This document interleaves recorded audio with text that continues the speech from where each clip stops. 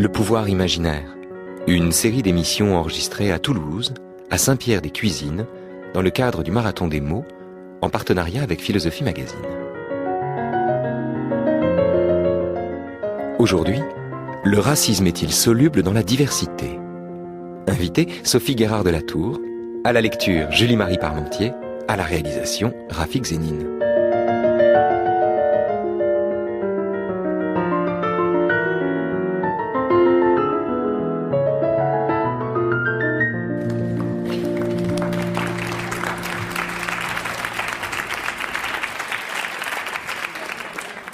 Il ne suffit pas de vouloir le bien pour échapper au mal, sinon le totalitarisme serait un humanisme. Il ne suffit pas de dénoncer l'orgueil pour être humble soi-même, sinon Jean-Jacques Rousseau serait humble lui-même. Il ne suffit pas d'une circonstance atténuante pour ôter la responsabilité, sinon les assassins seraient en premier lieu des victimes parce qu'ils l'ont d'abord été. Il ne suffit pas d'être une victime pour n'être pas coupable, sinon la vengeance serait l'excuse du crime. Il ne suffit pas d'être distrait pour être innocent, sinon Thomas Thévenoud serait innocent. Il ne suffit pas d'être la masse pour être le peuple, sinon le suffrage ne serait plus universel.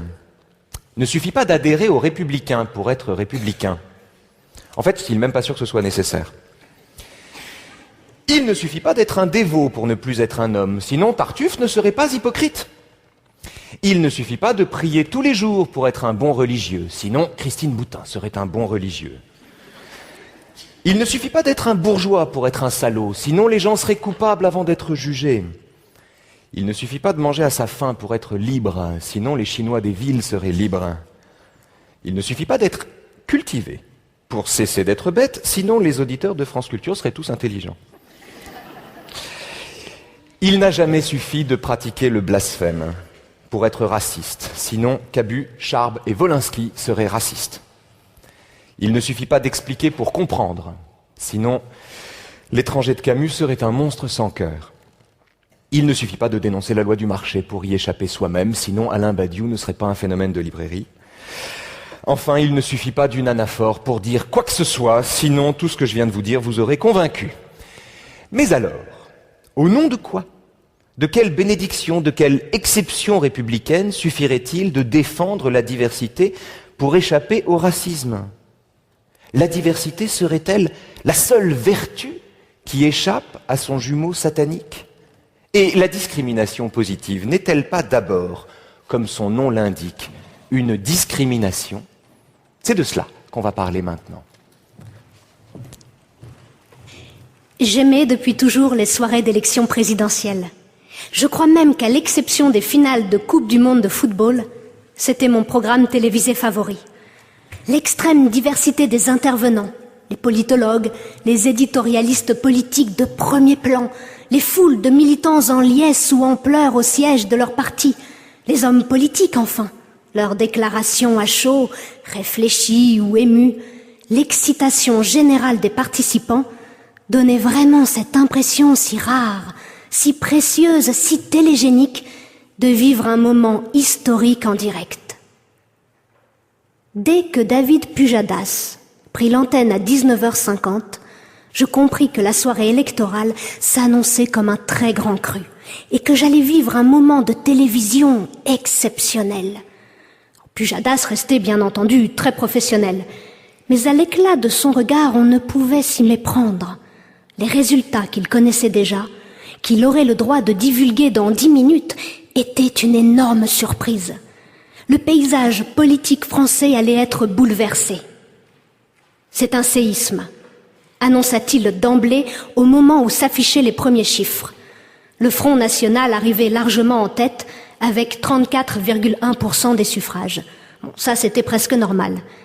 Et derrière elle, le candidat du Parti socialiste avec 21,8% et celui de la Fraternité musulmane avec 21,7% étaient au coude à coude.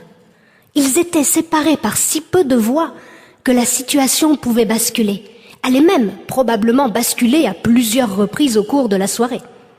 Avec 12,1% des voix, le candidat de droite était définitivement hors course. Les deux partis qui structuraient la vie politique française depuis les débuts de la Ve République, allaient-ils être balayés? L'hypothèse était tellement renversante qu'on sentait que les commentateurs qui se succédaient à toute allure sur le plateau, et jusqu'à David Pujadas, pourtant peu suspect de complaisance envers l'islam et réputé proche de Manuel Valls, en avaient secrètement envie. Ce n'est qu'un peu après minuit, à l'heure où je terminais ma seconde bouteille de Rui, que tombèrent les résultats définitifs. Mohamed Ben Abbès, le candidat de la Fédération musulmane, arrivait en deuxième position avec 22,3% des suffrages. Avec 21,9%, le candidat socialiste était éliminé. Lorsque je retournai à la fac pour assurer mes cours, j'eus pour la première fois la sensation qu'il pouvait se passer quelque chose, que le système politique dans lequel je m'étais depuis mon enfance habitué à vivre, et qui depuis pas mal de temps se fissurait visiblement, pouvait éclater d'un seul coup. Je ne sais pas exactement ce qui me donna cette impression. Peut-être l'attitude de mes étudiants de master, aussi amorphe et dépolitisé soit-il, ils semblaient ce jour-là tendus, anxieux, tentés visiblement de capter des bribes d'informations sur leur smartphone et leur tablette tactile. Ils étaient en tout cas plus que jamais inattentifs à mon cours. Peut-être aussi la démarche des filles en burqa, plus assurée et plus lente que d'ordinaire. Elles avançaient de front par trois dans les couloirs, sans raser les murs, comme si elles étaient déjà maîtresses du terrain. Bonjour Sophie Guérard de la Tour. Bonjour Raphaël. Bienvenue à Saint-Pierre-des-Cuisines. D'une certaine manière, c'est vous qui nous recevez, puisque c'est à Toulouse que vous enseignez la philosophie. Que je vis en fait. J'enseigne la philosophie à l'université Paris 1 Panthéon-Sorbonne. Ah, vous enseignez à Paris 1, pardonnez-moi. C'est à Toulouse que vous vivez, c'est vous qui nous recevez en un sens. Et on a décidé de commencer ensemble ce texte, cette émission par quasiment le début de Soumission, de Michel Houellebecq.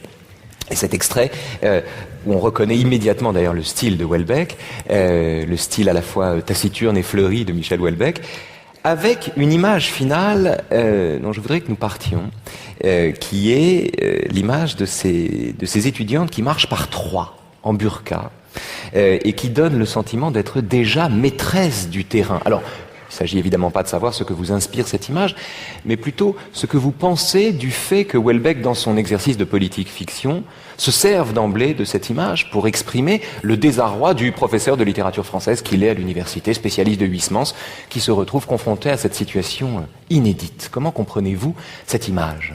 Alors cette image me paraît tout à fait typique. L'utilisation de cette image, plus exactement.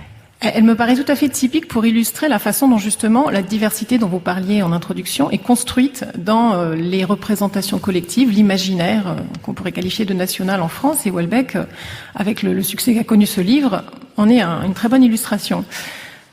Le processus qu'on peut observer dans cette image, c'est un processus que je qualifierais de domination culturelle, dans la mesure où on voit comment l'autre est construit à travers une vision stéréotypée. La vision de l'islam dans Soumission est extrêmement réductrice. La seule image qu'on en a, c'est un islam conservateur, autoritaire, extrêmement patriarcal. Donc l'autre est réduit à un stéréotype, charia plus burqa, pour le dire rapidement. Et ce stéréotype, bien évidemment, est dégradant, dans la mesure où assimiler tous les gens de culture musulmane ou de confession musulmane en France à cette version-là de l'islam est un processus à la fois d'hypervisibilité, puisqu'on les présente comme tels, mais d'invisibilisation, parce que ceux que sont les véritables individus musulmans en France disparaissent à travers ce processus de stéréotype. Donc l'image qu'il propose est une image stéréotypique.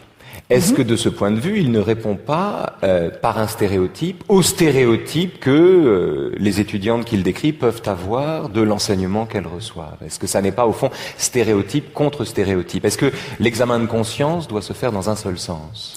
Alors, ce qui me paraît délicat dans la manière de présenter les choses que vous venez de faire, c'est que vous semblez établir une symétrie entre ceux qu'on pourrait appeler la norme, les dominants, et ceux qui, au contraire, sont définis par le dominant, par celui qui incarne la norme. Dans le roman de Houellebecq, le narrateur, qui est un Français qu'on qualifierait de normal, certains diraient de souche, c'est toujours le dominant qui va stéréotyper le dominé. Donc il n'y a pas de symétrie dans la mesure où il ne faut jamais oublier que ces choses-là s'inscrivent dans un rapport social qui est un rapport de force.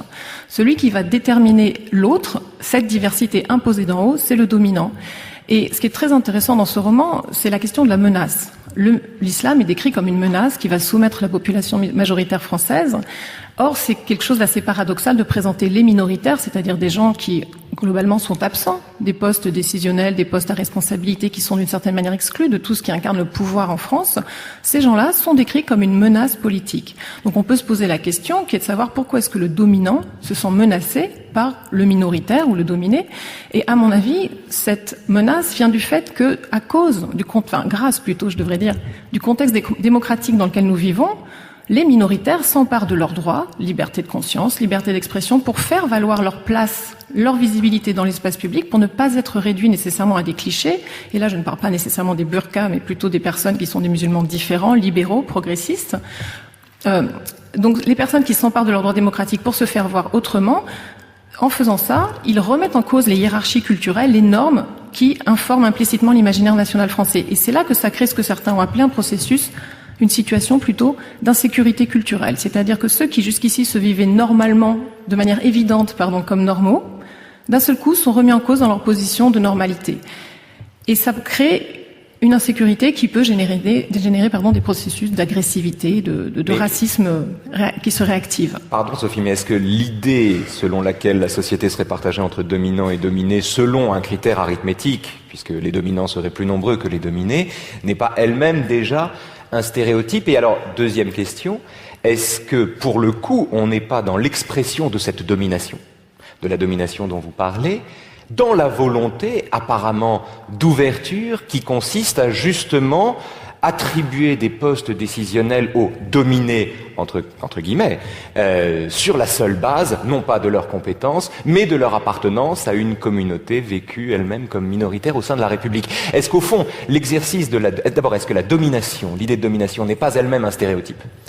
Et est-ce que une politique par exemple de quotas qui viendrait résorber ou compenser cette domination n'est pas elle-même l'expression justement au carré de cette domination dans la mesure où on accorde un certain nombre de postes sur la base non pas des compétences ou de l'égalité républicaine mais sur la base d'une différence qui viendrait pallier une injustice de départ?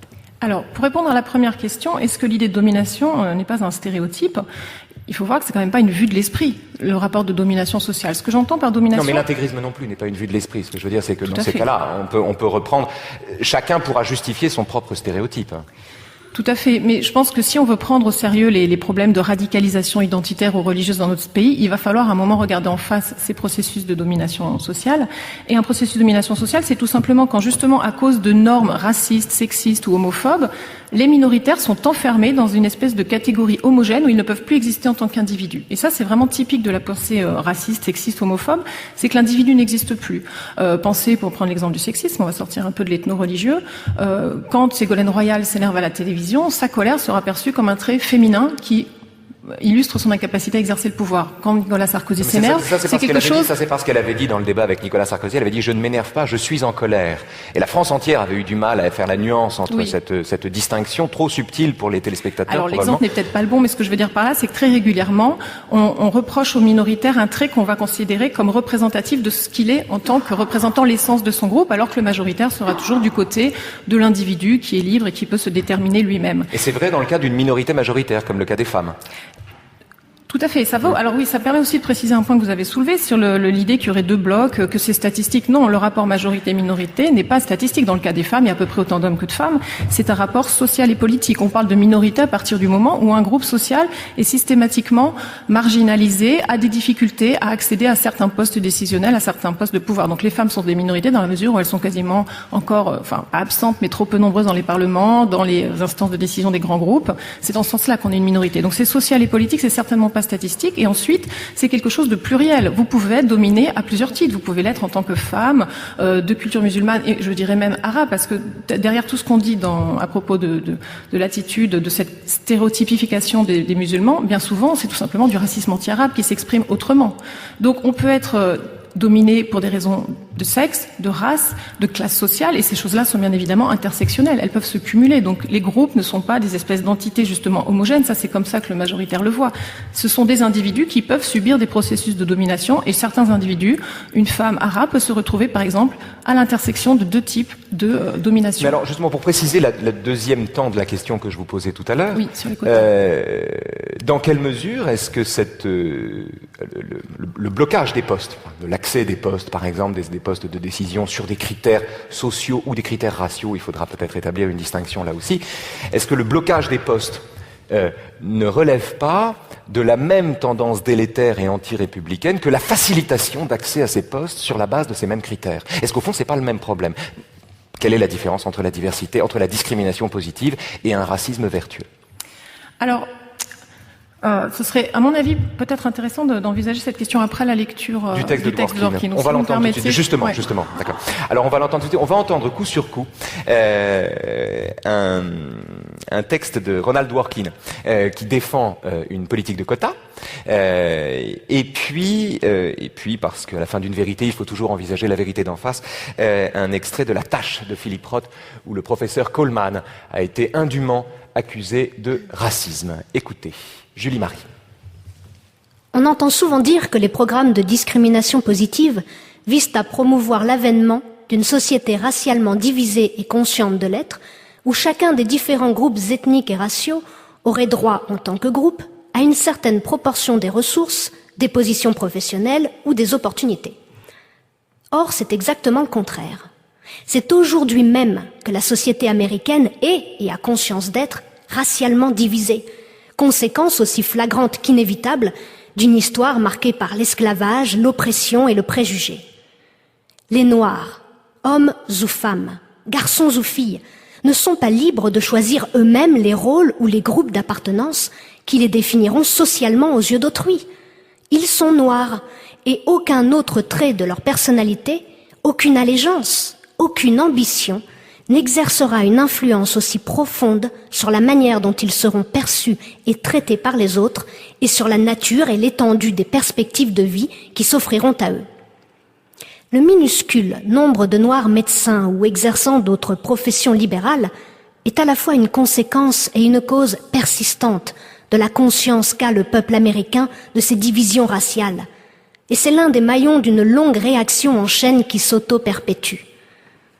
Les programmes de discrimination positive recourent explicitement aux critères raciaux parce que leur objectif immédiat est d'accroître le nombre des membres de certains groupes raciaux parmi ceux qui exercent ces professions. Il n'empêche que leur objectif ultime est bien de réduire le degré de racialisation globale de la société américaine.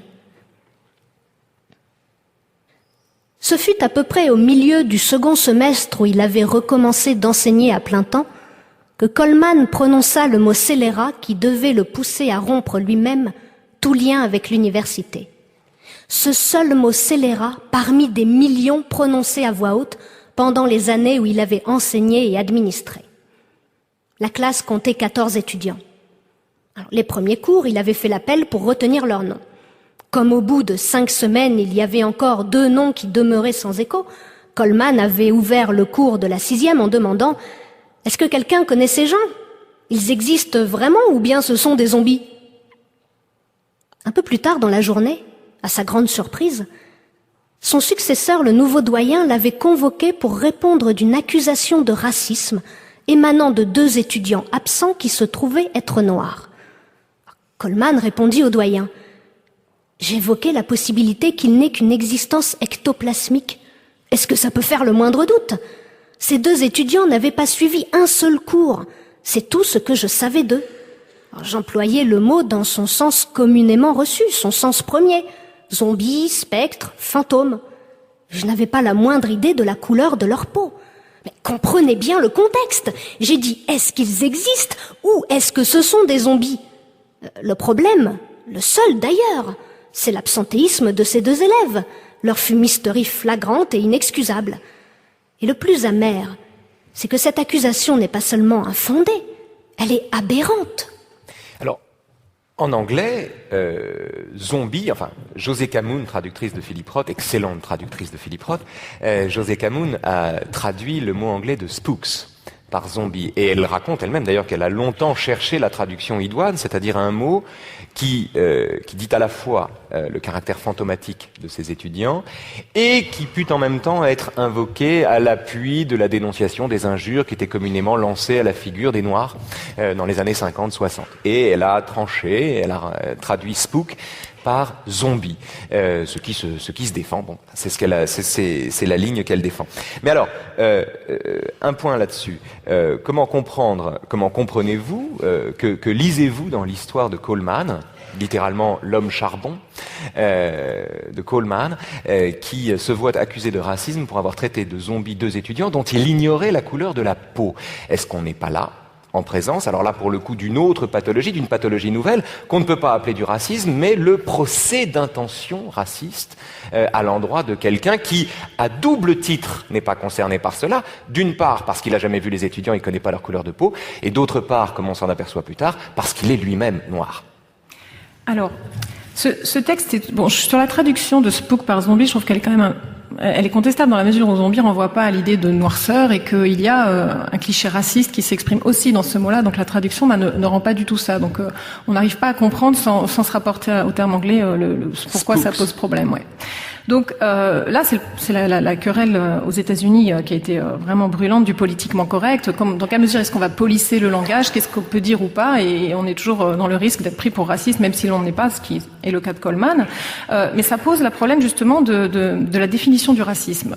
On a généralement une vision du racisme comme étant intentionnel, comme étant le préjugé négatif qui peut se prolonger par des comportements agressifs d'un individu. Et ça, c'est du racisme conscient. Or, il existe aussi des formes de racisme inconscient ces formes-là étant alimentées par les modèles culturels, les modèles de hiérarchie qui sont implicitement véhiculés dans une culture majoritaire entre le normal, le déviant, le civilisé, le barbare, ou là, dans le cas du racisme anti-noir, voilà, le blanc, américain normal, et le noir, qui n'est pas véritablement américain. Et quand on s'intéresse à ces formes de hiérarchie culturelle qui sont implicites et inconscientes, on se rend compte qu'en fait, on baigne souvent dans un univers racisé, un univers raciste. Et si même si individuellement on n'a pas le sentiment d'être soi-même raciste, on peut véhiculer des clichés, des stéréotypes racistes. Pensez en France à un professeur qui dirait « mais ça c'est du travail d'arabe » en parlant d'une copie torchon d'un de ses étudiants. Même si l'étudiant n'est pas arabe, est-ce que ce genre d'expression est acceptable? Il pourrait dire, mais le sens premier de ça, c'est dire que c'est du mauvais travail. Oui, mais ça montre bien comment notre langage est complètement imbibé de tous ces stéréotypes et de tous ces préjugés racistes dont nous héritons. Et alors, qu'est-ce qu'on fait à partir de là? C'est ce que j'allais vous demander, qu'est-ce qu'on fait? Est-ce qu'on expurge le langage de la totalité de ces préjugés et des stéréotypes qu'il porte? On peut aussi diviser la langue par 8. Je pense que la première étape, c'est déjà l'étape de la prise de conscience, qui repose justement sur le contexte démocratique. Quand des individus qui ne supporteront pas d'entendre c'est un travail d'arabe réagiront et se défendront à juste titre contre ce genre de phrases, la personne qui le disait de bonne foi, sans être malveillante, sera renvoyée bien évidemment à une culpabilité qu'elle pourra rejeter parce qu'elle considérera qu'elle n'est pas coupable, mais ça enclenche tout de suite un processus de prise de conscience. Et là, c'est quelque chose qui va être temporel. Les mœurs, les mentalités vont évoluer. Le politiquement correct, ce qui est frappant quand on en discute, c'est de se rendre compte du fait que ce qui pourra paraître complètement hypocrite au nom du politiquement correct pour une génération ne sera plus du tout pour la génération d'après. C'est-à-dire que dans les années 30, les gens auraient peut-être trouvé politiquement correct qu'on leur interdise de dire nègre ou youpin, parce que c'était comme ça qu'on disait. Et maintenant, bien évidemment, les gens ne supporteraient plus qu'on utilise ce genre de phrases, de termes racistes ou antisémites. Vous comprenez? Donc, il y a un effet de sensibilité qui évolue et la langue va s'expurger. Alors, bien évidemment, il ne faut pas que ça se fasse de manière autoritaire, par une espèce de police d'État, mais ça se fera par la prise de conscience, le débat démocratique et surtout le fait de donner la parole aux minoritaires, parce que comme je le disais au début, le processus de stéréotypes et de préjugés racistes les invisibilise et les prive de parole. À partir du moment où ils se réapproprient une forme de parole, ce genre de manière de parler est vouée à évoluer. Coleman, l'histoire de Coleman dans La Tâche est donc d'autant plus frappante que Coleman lui-même, et ça c'est un effet littéraire extraordinaire, on s'aperçoit que Coleman lui-même est à la page 80 à peu près, et c'est tout à fait confus, hein, il faut le lire plusieurs fois pour assister à ce basculement, on découvre que Coleman lui-même est noir. Donc, mais il ne ressemble pas à un noir, il a du sang noir, ce qui aux États-Unis est déjà un crime, voilà. Mais il n'a pas l'apparence d'un noir, ce qui existe, oui. Voilà, disons qu'il a blanchi sous le harnais, je ne sais pas, mais le fait est que Coleman se retrouve, on découvre qu'il est noir, et que, en revanche, le fait qu'il soit noir ne posait pas de problème, en tout cas était apparent, visible, sauté aux yeux quand il était plus jeune, et qu'il y avait là l'objectivité d'une distinction qui a été ensuite soluble, manifestement dans, je ne sais pas, l'exercice de sa profession. C'est très confus dans le livre, on n'arrive pas à le comprendre. Mais ce qui rend l'accusation de Coleman étrange, encore plus, il y a un redoublement de cette étrangeté, ça vient aussi du fait que, cette étrangeté vient aussi du fait que Coleman est noir lui-même. si dans la perspective du travail d'arabe que vous décrivez, c'est un arabe qui dit c'est du travail d'arabe, est-ce que ça passe? Alors justement, encore une fois, ça montre la totale asymétrie entre dominants et dominés, majoritaires et minoritaires. Il y a des noirs racistes, il y a des arabes racistes, il y a des femmes sexistes, il y en a plein. Non, mais dire quand on est arabe c'est du travail d'arabe, est-ce que c'est du racisme? On peut tout à fait véhiculer un vocabulaire raciste tout en étant soi-même une des personnes concernées. Le rapport de racisation est asymétrique dans la mesure où bien souvent, comme c'est justement le majoritaire, celui qui détient les clés des médias, les clés du pouvoir économique, politique, etc., c'est ce majoritaire qui décide, il va imposer des cadres culturels qui s'imposent à tous et même aux minoritaires compris. Il y a beaucoup d'expériences qui montrent, par exemple, chez les enfants noirs, que face à une afro-américain, l'expérience a été menée là-bas, face à deux poupées, une blanche, une noire, les petites filles afro-américaines vont choisir la poupée blanche, considérant que la poupée noire est laide. Les femmes sont C'est comparable aux visages occidentaux dans les mangas japonais, pour vous? Je ne vois pas la référence. Vous savez, dans les mangas japonais, les personnages ont souvent des visages occidentaux. Cobra, par exemple, c'était Belmondo, en fait. C'est le visage de Belmondo. Ça renvoie, par exemple, à ce qu'on appelle le colorisme chez les personnes de couleur noire. Dans les îles, dans les dom-toms en France, il y a une hiérarchie de couleurs. C'est-à-dire, plus vous avez la peau claire, plus vous êtes haut dans la hiérarchie sociale, et plus vous êtes noir et foncé, plus vous serez infériorisé. Alors que c'est entre noirs que ça se passe, on pourrait dire. Enfin, c'est ce que dirait un blanc de la métropole. Mais est-ce qu'il faut lutter contre ça en inversant la proposition, en considérant qu'il faut élever dans la hiérarchie ceux qui sont sombres de peau? Et on en revient à la question de la diversité et de la discrimination positive, c'est le mot qui me gêne. Tout à fait. Alors, sachez qu'aux États-Unis, ce n'est pas le mot qui est utilisé. Affirmative action. Affirmative action, ce qui est quand même très différent. C'est-à-dire que le mot discrimination, qui évidemment dans une société égalitaire choque, est exclu. Il s'agit d'agir de manière positive pour régler un problème. L'affirmative action, ça consiste, comme l'explique très bien Ronald Dworkin, ce philosophe spécialiste du droit, dans ce texte que nous avons retenu, ce n'est pas une position de principe. Il ne s'agit pas de dire on va distribuer les places sociales, les ressources politiques, économiques et symboliques de manière égalitaire entre les groupes parce que ces groupes seraient égaux en valeur. Ça, ce serait complètement aberrant. Ça voudrait dire qu'on accorderait une valeur à chaque race. On retomberait dans un racialisme primaire. Il s'agit au contraire, comme dit... Il parle quand même, on recourt explicitement, dit-il, aux critères raciaux. Alors c'est vrai que ce terme racial nous choque en France parce que on le pense encore en des termes biologiques. Le mot race, dans le contexte nord-américain, tel qu'il est utilisé en tout cas par Dworkin dans ce texte, est uniquement considéré comme une construction sociale. Il y a des races parce que les gens y croient, et parce que les gens y croyant, ça a des effets sur l'organisation de la société. Mais de la même façon que le racisme n'a aucun fondement biologique, c'est quand même une réalité politique. Tout à fait. Donc ça, c'est vraiment important de le signifier. Vous avez raison de revenir sur ce point. La race, comprise dans ce texte, n'a de sens que comme construction sociale. Certainement pas comme fondement biologique. Mais pardonnez-moi, il y a très peu de dingues pour qui la race a un fondement biologique aujourd'hui. Non, il n'y en a plus, mais ça n'empêche pas qu'il y a encore des phénomènes de racisation. Mais les phénomènes de racisation, avec le critère racial que vous décrivez est un critère auquel adhèrent les partisans de la diversité comme ses adversaires de ce point de vue. Alors, non, pour terminer sur les quotas, ce que Dworkin dit, c'est pas une question de principe, on va distribuer également entre les groupes raciaux, c'est une question de stratégie. Il s'agit de donner une place aux personnes exclues de ces places jusqu'ici pour qu'ils y soient, pour qu'ils soient présents, et à terme, cette stratégie va abolir la frontière raciale. Mais cette frontière raciale, il faut prendre acte du fait qu'elle existe, qu'elle structure la société américaine et qu'elle a des effets profonds, terribles. Dans le cas américain, Dworkin dit très bien que dans un système de formation des élites médicales où vous avez 2% de médecins noirs, les patients noirs ne se sentent pas en confiance. Ils ont l'impression qu'une médecine de blanc les traitera moins bien qu'une médecine où ils pourraient... Mais c'est complètement idiot. Pardon. Ça n'est pas dans une société racisée. Dans une société où les gens ont du racisme complètement intériorisé en eux, si vous avez un choix à faire dans l'urgence entre un patient blanc et un patient noir, je pense que les études de psychologie sociale et de sociologie vous montreraient que très rapidement, il va y avoir un phénomène de discrimination. Mais quelle différence entre cette position-là et un mari, pour le coup, musulman intégriste qui interdirait à sa femme d'aller voir un médecin masculin? Alors, je pense qu'il faut bien évidemment pas comparer. Jusqu'où est-ce qu'on va dans l'adaptation Là, on passe à autre chose. Restons sur les quotas pour l'instant.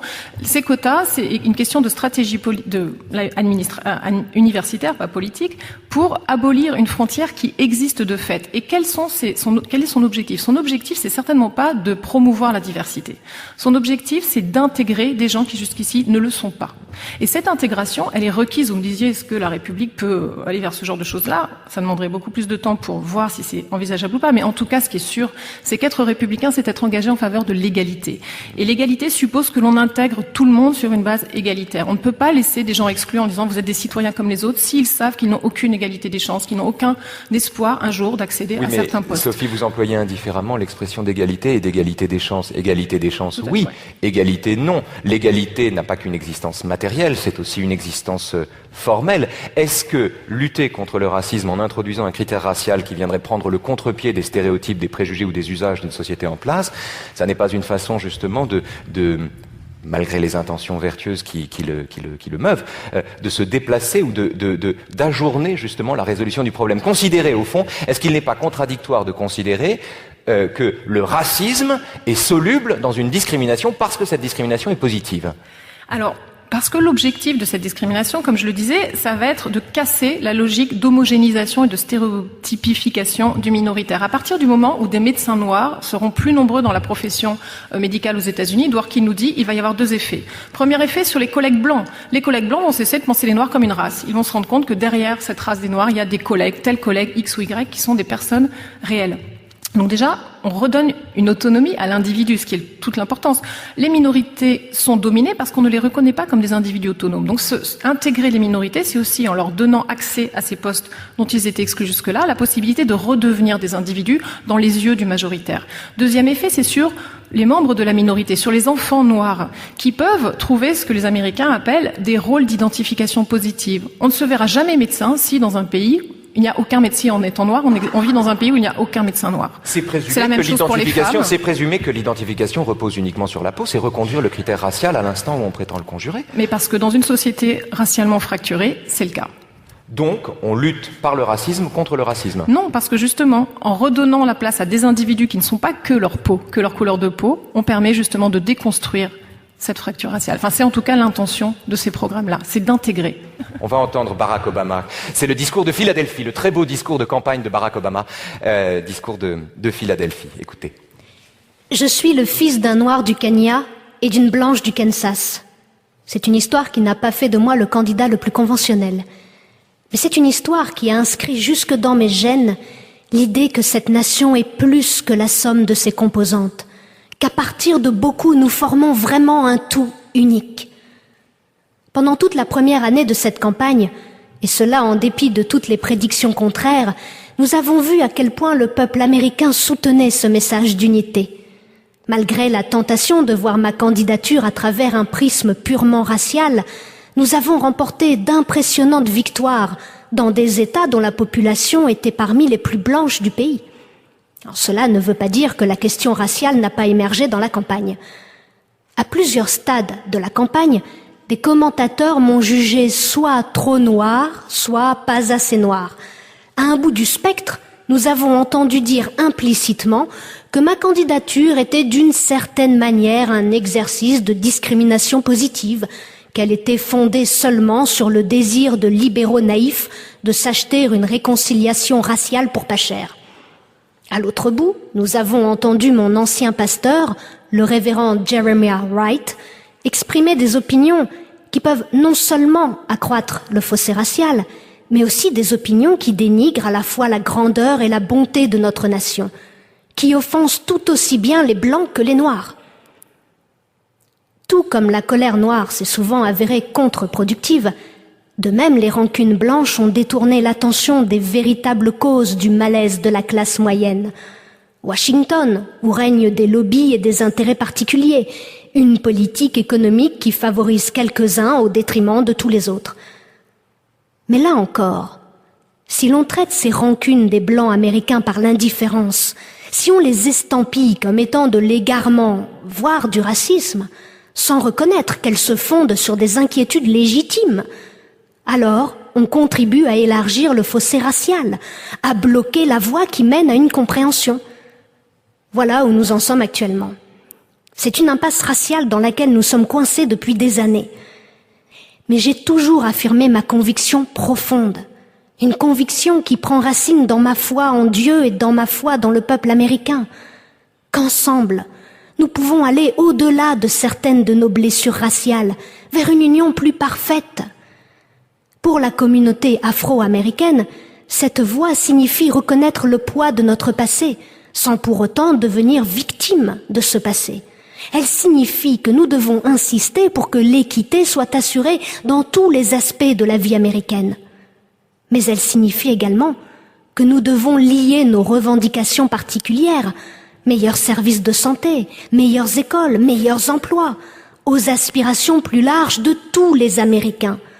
Celle de la femme blanche qui se bat pour briser le plafond de verre, de l'homme blanc qui a été licencié, d'un immigré qui essaie de nourrir sa famille. Tout comme la colère noire s'est souvent avérée contre-productive, de même les rancunes blanches ont détourné l'attention des véritables causes du malaise de la classe moyenne.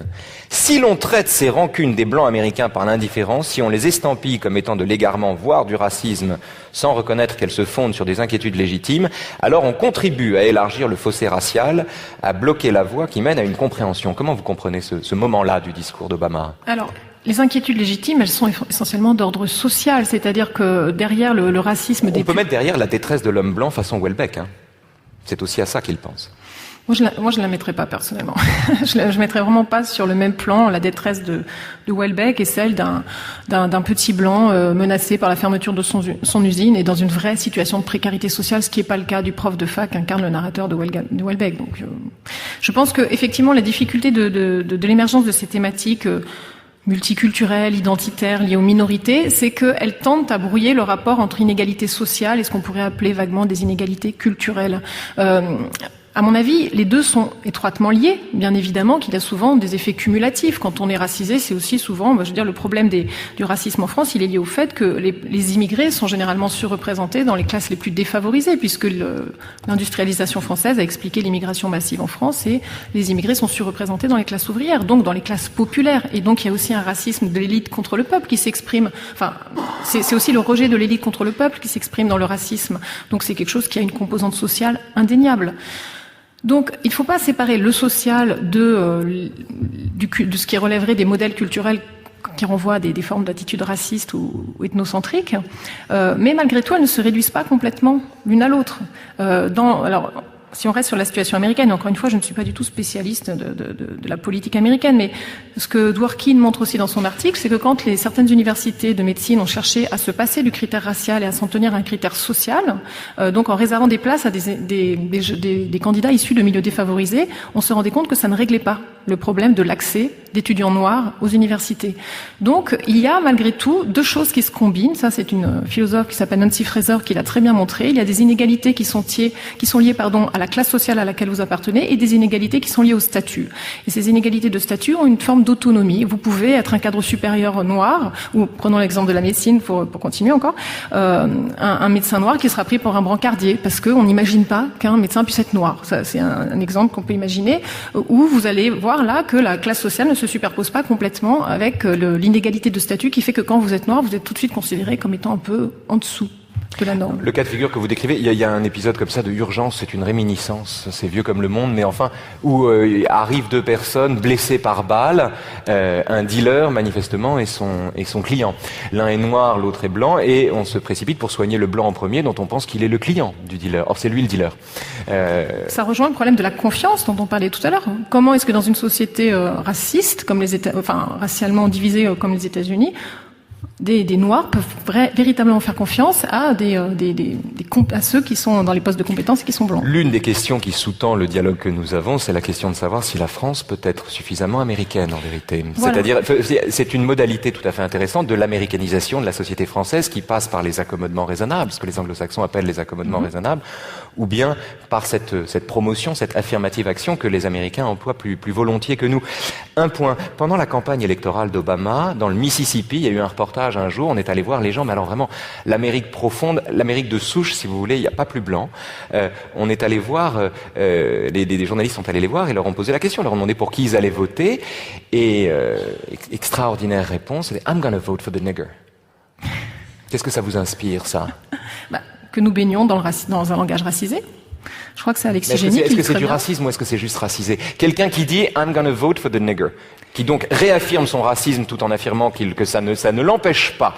Le fait de considérer que les Noirs sont des Noirs et qu'au fond, il n'y a pas longtemps, on les fouettait encore et que c'était nos esclaves, ne les empêche pas de voter pour Obama. Est-ce que d'une certaine façon, c'est une solution, ça?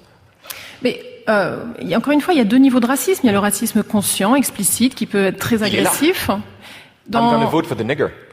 C'est pas agressif, puisqu'il va voter pour lui, il va lui donner le pouvoir qui lui permettra d'accéder à la première... Si je vous insulte tout en disant que je vais voter pour vous, je ne sais pas. Parce qu'il y a aussi le fait que le nigger a été repris comme une fierté, du coup, en retour. Le mot nigger, maintenant, et même par les Noirs eux-mêmes, les Afro-Américains, j'entends, est un terme qui est connoté positivement pour beaucoup d'entre eux. Le fait que les Noirs américains disent nigger ne vous gêne moins un arabe qui dirait c'est du travail d'arabe? Parce que ça n'a pas la même fonction. Je veux dire, le mot nigger a vraiment un rôle très important dans la communauté afro-américaine d'auto-identification, et ça renvoie au phénomène que Du Bois a montré de double conscience du minoritaire. Le minoritaire est habitué à se balader entre deux types de situations: les situations où il est face au majoritaire, où il sait à peu près comment il va être vu, et les situations où il est avec les siens. Et il est différent en fonction des deux situations. Mais lorsqu'il est avec les siens, bien évidemment, il récupère sur un mode positif des stigmates qu'on lui a imposés lorsqu'il était dans la situation vis-à-vis des majoritaires. Et c'est typiquement le cas de nigger. Quelle différence entre ça et quelqu'un qui, arabe de France depuis longtemps, déclare c'est du travail d'arabe? Parce que ça n'a pas un rôle d'identification positif pour la communauté. À l'autre parce qu'il est radin, fait pas le juif. Est-ce que c'est pas sympathique finalement? Est-ce que c'est pas le signe justement d'une fierté retrouvée, d'une affirmation? Pourquoi pas? Dans ce cas-là, pourquoi pas? Oui. Non, oui. On peut imaginer tout dépend du contexte. Encore une fois, si dans le contexte, si c'est utilisé sur un mode positif, oui. Alors pardonnez-moi, je précise ma question. Qu'est-ce qu'on peut répondre à ce moment-là à Coleman, qui est noir et qui dit ce sont des zombies? Alors il faut voir aussi. J'avais oublié de préciser ce point à propos de Coleman. Vous avez rappelé qu'il était noir lui-même, mais il est noir ayant complètement coupé ses liens avec son milieu d'origine, justement en raison de cette fracture raciale. Et quand on est aux États-Unis, en tout cas dans la manière dont il le raconte dans le roman, on peut pas être à la fois blanc et noir. Donc à partir du moment où il a assumé son identité de blanc, il a vraiment rompu avec sa famille, montrant par là qu'on peut tout à fait intérioriser le stigmate raciste en étant soi-même noir. Donc le fait d'être lui-même noir ne le prémunise pas contre une attitude raciste.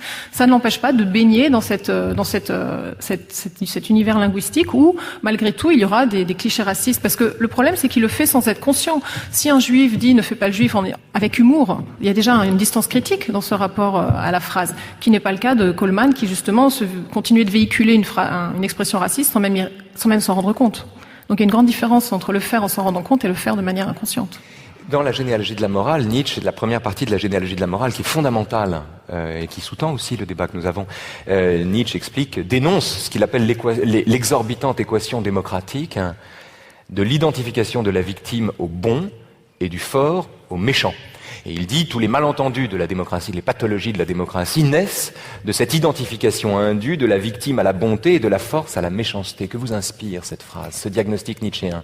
Tout d'abord, j'aimerais bien savoir... Vous êtes en désaccord frontal. J'aimerais bien savoir à quoi ressemblerait un système politique légitime pour Nietzsche. Ce serait intéressant. Un système politique, c'est un système... Alors pour le coup, c'est assez simple à dire, parce que c'est un système politique. C'est pas tant la forme du système qui compte, même si lui était plutôt attaché à un système autoritaire. Mais de ce point de vue, pardonnez-moi, il est comme 8/10 des philosophes. C'est un despote éclairé, Nietzsche, comme tout le monde, je veux dire, dans l'histoire des idées. Mais en revanche, il est sûr que Nietzsche rêve d'un monde dans lequel on ne fait pas à celui qui parle, on s'intéresse au fond à ce que dit celui qui parle et on ne lui fait pas le procès d'intention du lieu d'où il est censé parler. Alors, la difficulté à aborder les choses en termes moraux, c'est que justement, on dépolitise la question.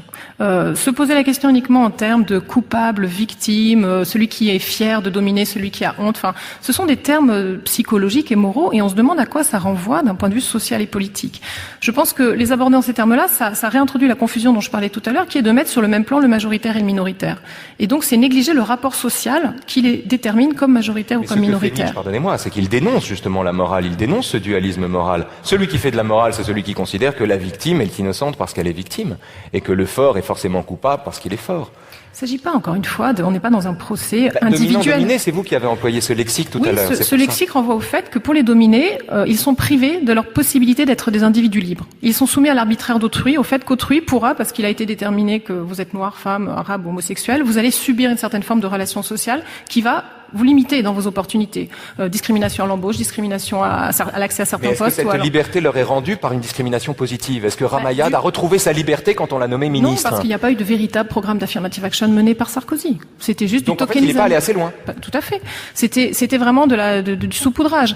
Donc repolitiser la question, c'est se poser sérieusement la question de savoir comment on pourra casser ces barrières raciales, ces fractures et ces préjugés racistes qui imbibent notre manière de fonctionner. parler. Et donc ça, il faut bien évidemment en discuter, plutôt que à chaque fois considérer que parce que on veut soigner le mal par le mal et au bout du compte l'aggraver, que c'est une stratégie qui échoue de soigner le mal par le mal.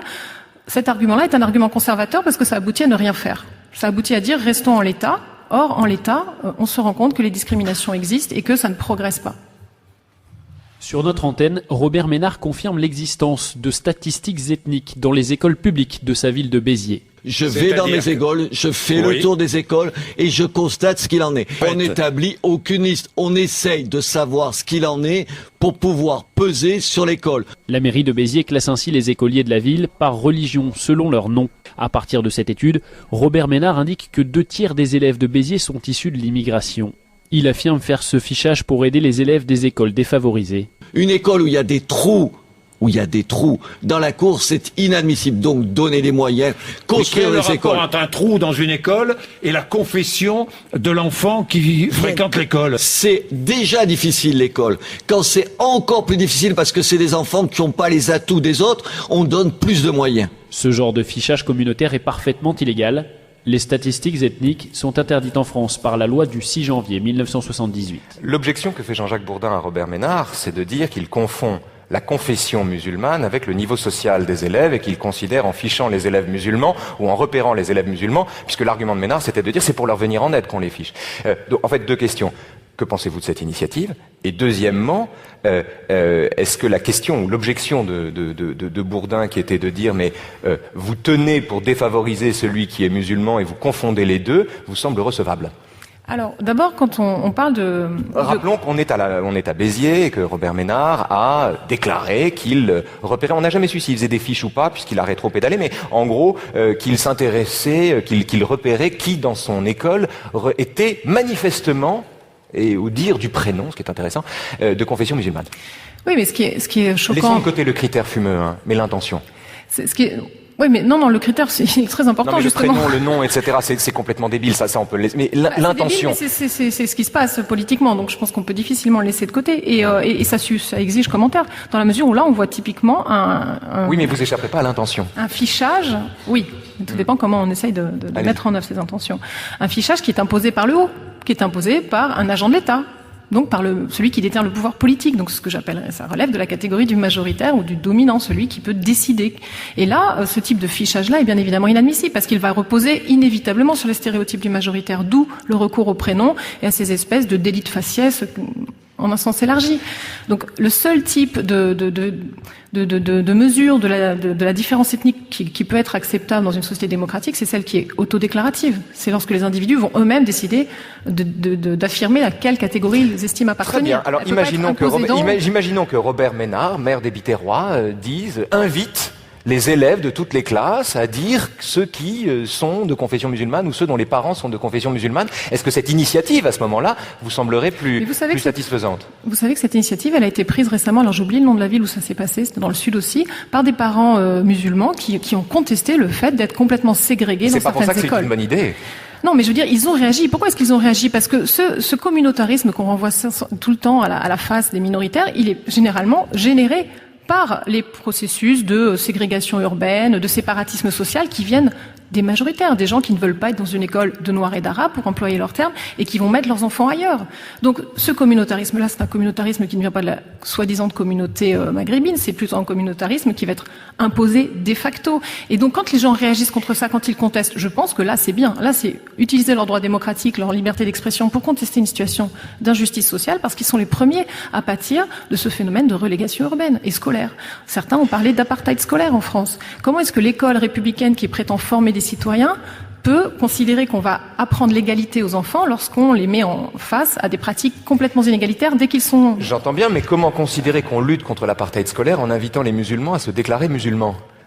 Alors après, les modalités, je ne sais pas si ça prendrait la forme de ce type de déclaration du maire qui demanderait aux gens de venir se ficher eux-mêmes. Il faut y réfléchir, bien évidemment, mais je tiens à la distinction entre un fichage top-down et un fichage bottom-up, c'est-à-dire un fichage qui viendrait d'en haut, qui serait imposé de manière paternaliste et autoritaire par l'État, et le mot fichage ne convient plus si ça vient d'en bas, c'est-à-dire une autodéclaration des personnes qui estiment elles-mêmes pouvoir identifier à quelle classe de vulnérabilité elles appartiennent. Donc en gros, ce que vous dites, c'est que le dominé a le droit d'être raciste, mais le dominant, non. Mais ça n'a rien de raciste de condamner une inégalité. Se considérer que valoriser comme telle l'appartenance à une communauté peut être licite ou légale, enfin pas légale ni licite, mais légitime dans la mesure où on est un minoritaire. En revanche, le faire quand on est en situation de majorité, c'est le Front National.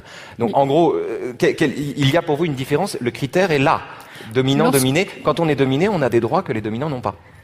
Lorsque le minoritaire conteste l'assignation identitaire qu'il subit, il n'est pas en train de valoriser son appartenance communautaire, il est juste en train de dire arrêtez de nous traiter comme des Arabes. C'est un droit, c'est pas du racisme de dire ça, c'est de contester le racisme. Bien sûr, mais quand le minoritaire affirme justement son ascendance, son origine, le lieu d'où il vient, la culture qui est la sienne, la défense de cette culture, la prévalence de cette culture dans un univers républicain, indûment ou non tenu pour un univers fasciste, ça on va en parler bientôt, quand le minoritaire fait valoir cela, c'est-à-dire quand le communautarisme, qui peut être la conséquence, l'effet d'une politique inique ou d'une série de stéréotypes qui ont pris force de loi, quand le communautaire affirme en retour, en réaction à cela, sa propre singularité, sa propre communauté ou la valorisation de sa propre communauté, est-ce qu'on n'est pas là dans un problème qui, pour avoir voulu être résolu, est en réalité reconduit ? Mais je ne partage pas les termes de votre analyse. Je ne pense pas que le minoritaire affirme sa singularité, valorise sa communauté, je pense juste qu'il demande à pouvoir être traité comme les autres, en dépit de cette identité et de cette supposée communauté. Vous savez, les études de sociologie sur la communauté maghrébine vous prouvent que les enfants issus de l'immigration maghrébine, en l'occurrence, sont peut-être les plus assimilés. Ils ne parlent pas si bien que ça la langue de leurs parents. Ils ne tiennent pas à retourner au pays d'origine. Ils ne tiennent pas à être enterrés dans le pays d'origine, ce qui est pour les démographes un critère tout à fait important de votre identification culturelle. Les études que j'ai lues remontent à notamment une avant la suppression du service militaire obligatoire, et il y avait aussi ce critère de savoir est-ce qu'ils ont plus ou moins envie que les Français de faire leur service. Il n'y avait pas de différence. Donc, si on prend certains critères objectifs... J'ai jamais dit que les minorités étaient toutes communautaires. Je dis qu'en revanche, le communautarisme est une tendance, est une tentation, comme toute tentation, qui est le résultat elle-même de procédures iniques, mais qui existe néanmoins, et qu'il ne faut pas méconnaître, et qui, en tant que tel, ne reçoit pas l'excuse de la minorité. Ça reste scandaleux. D'accord. Non, qu'il y ait du communautarisme chez les minoritaires, ça je ne peux pas le nier, mais le problème, c'est que dans les débats publics, j'ai le sentiment qu'on ne parle que de ça. Et qu'on parle rarement du communautarisme des majoritaires qui n'ont pas de problème à faire se marier leurs enfants entre eux, à se mettre dans les mêmes quartiers, à inscrire leurs jeunes filles dans des rallyes. Celui-là, on en entend peu parler.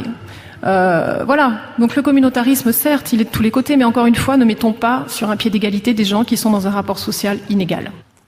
Ce sera le mot de la fin.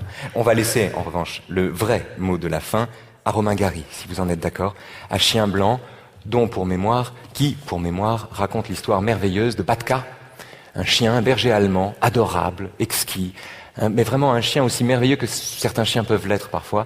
Le seul problème, c'est que quand arrive le piscinier noir de la maison de Romain Gary et de Jean Seberg, il se met à montrer les crocs et il se jette sur lui. C'est un chien blanc, il a été formé pour tuer les noirs. Et tout l'enjeu est évidemment de savoir s'il faut le former à la discipline inverse ou bien, comme dit Romain Gary, lui apprendre à ne pas mordre seulement les noirs. Voici Romain Gary. De l'autre côté de la grille se tenait un employé noir venu contrôler le filtre de la piscine, et Batka se jetait contre le portail, l'écume à la gueule, dans un paroxysme de haine effrayant. Le noir se tenait complètement immobile, paralysé par la peur. Il y avait de quoi. Mon berger bonasse, toujours si aimable avec nos visiteurs, s'était mué en une furie animale, retrouvant au fond de sa gorge des hurlements de fauve affamé qui voit la viande mais ne peut l'atteindre. J'ai dit au jeune homme de partir, renonçant à faire nettoyer ma piscine cette semaine-là. Le lendemain matin, la même scène se reproduisait avec un employé de la Western Union qui m'apportait un télégramme. L'après-midi, quelques amis vinrent nous voir, et malgré mon inquiétude, Batka les accueillit avec la plus grande amabilité. C'étaient des Blancs. Je me rappelais alors que l'employé de la Western Union était également un Noir. Le jour même, j'embarquai la bête dans ma voiture et la conduisis dans le Joe de Jack Carruthers, le Noah's Ranch, dans San Fernando Valley. Je connaissais bien Jack Carruthers. un ancien cow-boy de l'écran spécialisé depuis longtemps dans le dressage des animaux pour le cinéma. Jack était assis derrière son bureau, vêtu de sa salopette bleue, son éternelle casquette de baseball sur la tête.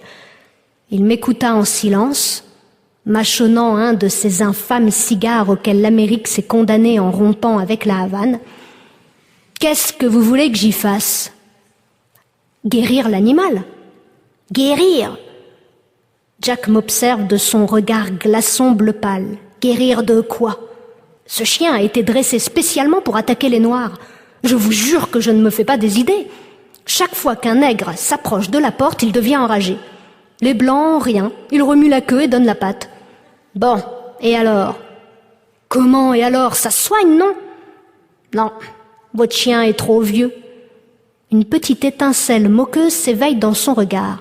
Pour cette génération-là, c'est foutu, vous devriez le savoir. Batka me lèche la figure, dressé sur ses pattes, et je le serre dans mes bras. Je lui parle en russe, afin que personne d'autre ne nous comprenne. Écoute-moi bien, vieux frère. Je ne te demande pas de ne pas mordre les Noirs. Je te demande de ne pas mordre seulement les Noirs. Je crois qu'il me comprend. Les chiens savent reconnaître leurs frères de race.